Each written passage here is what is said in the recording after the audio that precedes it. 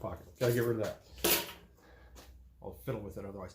Okay, guys, Mark from the Lawn Dad here. Hope you liked the new introduction. Welcome back to the channel. If you could, please subscribe, like, touch the little bell button so you make sure you are up to date when I do have a new video, because it is a new channel. I'll be having a new video every week, and I do shorts throughout the week just about things to do with lawns and things I love.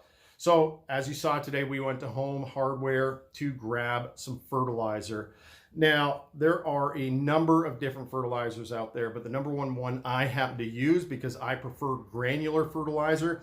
I want to experiment with some liquid fertilizers, but I haven't gotten there yet. So right now I'm still using a granular program, and that program is from Scott's. Scott's is the most readily available product where I live, and it goes on sale quite often throughout the season. So this is what they had at Home Hardware today. We had our Turf Builder Pro, and they have Turf Builder Green Max as well. All great products. Green Max, of course, has a lot of iron. And the Scott's Turf Builder Pro that you see here is a 3204 with a 2% iron. And then, of course, the Scott's Turf Builder Green Max Lawn Food is a 2702 with a 5% iron. That's why it's Green Max. And then this is what I use in the fall right before the winter comes. The Scott's Turf Builder Fall Lawn Food 32010. So when it comes to those three numbers, nitrogen, phosphorus, and potassium, this is a great graphic for you to remember what each of these do. Nitrogen is up, phosphorus is down, potassium is all around.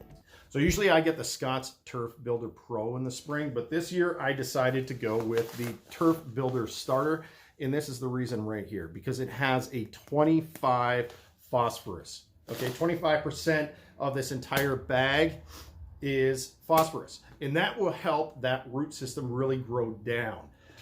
The Turf Builder Pro is great, and it's a 3204, and it really, all that nitrogen will really help that grass grow up in the spring. But what I'm really concerned with, and what I'm really going to experiment with this year, is getting those roots to grow down good and deep, getting my turf ready for a hot summer. In case we get any droughts or anything like that, where I don't have to water as much because those roots have really grown down deep into the soil looking for that water. Now, as for timing throughout the season, you really want to start, like I said, when that ground has reached 55 degrees Fahrenheit. And then from then on, you will fertilize every 6 to 8 weeks. Okay?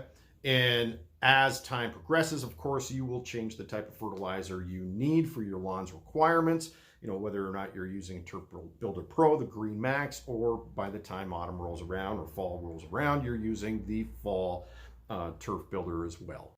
Okay, so that's really it about fertilizer. It's that simple, guys. You really just have to follow a program, wait for the times to do it, and that's about it. Put your fertilizer down, be patient, water your lawn, mow your lawn frequently, take care of it. But really in the spring, you cannot jump the gun. I mean, you can, like I said, if you want to start throwing money away, go ahead, start putting stuff down on your lawn, but I wouldn't jump the gun.